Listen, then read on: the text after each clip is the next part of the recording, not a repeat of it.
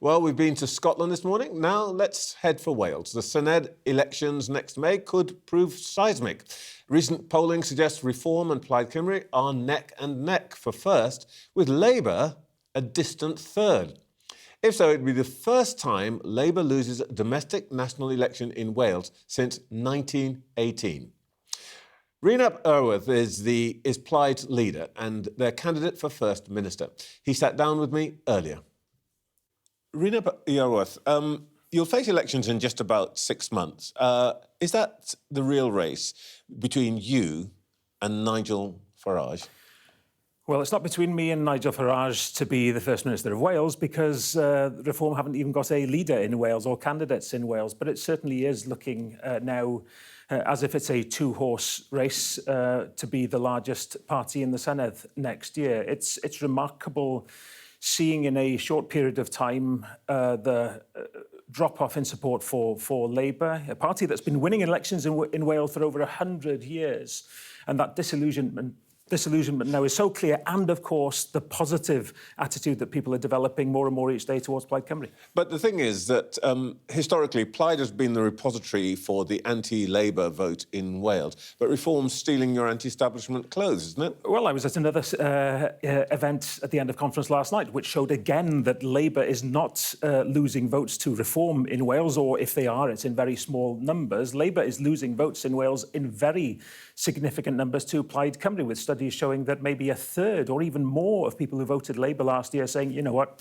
for that Senedd election next year, it's going to be Plaid Cymru. And it's for a host of different reasons. That deep disillusionment, which is felt among the ranks of Labour supporters throughout the UK in the actions of Keir Starmer since coming into government. On top of that, his attitudes towards Wales and his indifference, I think, being kind towards Wales. Then on top of that is the attitude of Labour in government in Wales, who have been totally unwilling to stand up to him and make the case for Wales, for fair funding, for investment in infrastructure and so on. When you say Starmer's attitude towards Wales, what are you talking about? Well, I don't think we have seen anything in the actions of Keir Starmer that makes anyone suggest that he has any interest in pushing Wales forward, in supporting Wales's specific and particular needs.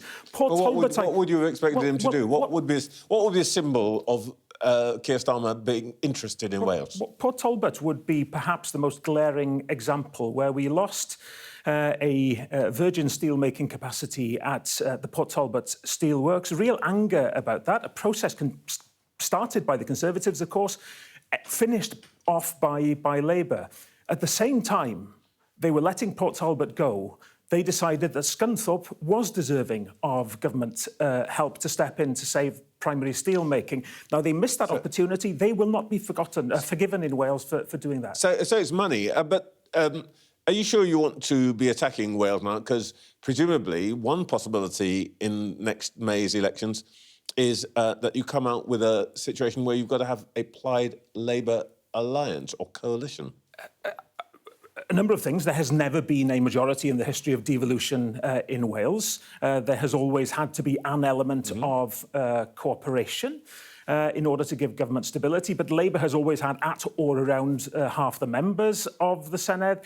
And crucially, they have held that First Minister role. That is key. It is setting the tone for Welsh Government. It is setting the tone for negotiations with UK Government.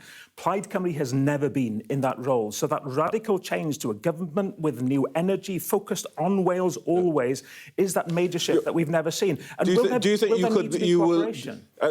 you expect that you could be the First Minister next May? Every evidence shows that I could be First Minister after next May. That's entirely in the hands of the people of Wales. I'm trying to build that trust with them. But we have that opportunity of something that we've never had before. The reason I'm asking that is that at your conference this week, you sort of dialed down the emphasis on independence for Wales.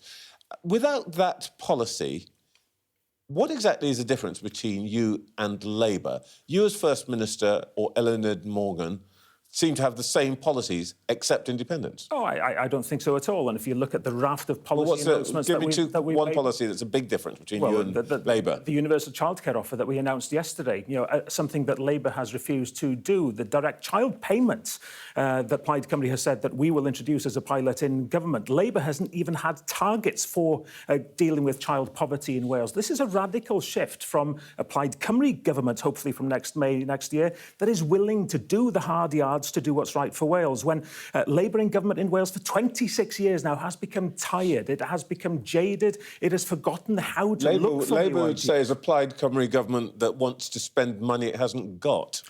Well, that's not true, for starters, because the hard work in preparing for government is deciding what will we prioritise, what can we afford. So absolutely a universal everything that childcare offer up to the age of 4. How are you going to fund that? Well, first of all, we know of the unallocated funds that are available from next year. Everything that we have been doing in preparing for government is about telling people we know exactly what needs to be done with the financial envelope that we have, making priorities. There are things that I'd like to do that we won't be able to because we have decided to make those priorities, and helping families with the cost of living crisis. But it's not in the current plan, so you're going to have to get rid of something. Either you're going to have to cut somewhere else, or, for example, you're going to have to say, we can provide everybody with universal childcare, but we're going to change the staff to child ratio. What are you going to do? As it happens currently, we know that there's a ceiling of around £400 million available that is unallocated for next year. So actually, on that particular spend, there isn't a cut. But across the board, yes, of course, you make decisions to reprioritise. Welsh Government will tell you that they have been spending billions of pounds on child poverty measures. We are seeing no outcome from that. Child poverty levels are still going up in Wales. We will reprioritise, we will make decisions, including the direct child payment, that will make a difference based on the Scottish model. And in Scotland, they are looking at being the only part of the UK where they're going to see child poverty going down in future years. That's the kind of radical change we want in Wales. Labour have not been delivering it. Well, here's the sort of decision you might have to make. Conservative Party says it would abolish stamp duty. Who knows that the Chancellor may follow that in her budget. If something like that were to happen, would you have to do that in Wales? Because presumably Welsh residences, homes, would become, relatively speaking, more expensive. This is a devolved tax, and we should always be looking at making sure that the tax that we have in Wales, which is called something different, a land transaction tax, works in the interest of the people of Wales. Now, I've listened carefully to what the Conservatives have said.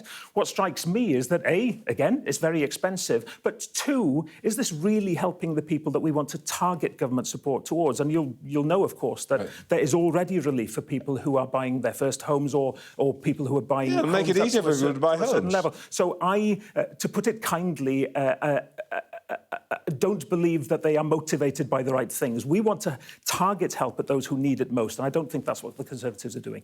So no stamp duty cut in Wales?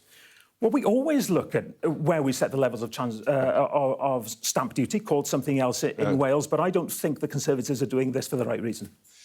Rhun Iorwerth, thank you so much for your time this morning. Thank you.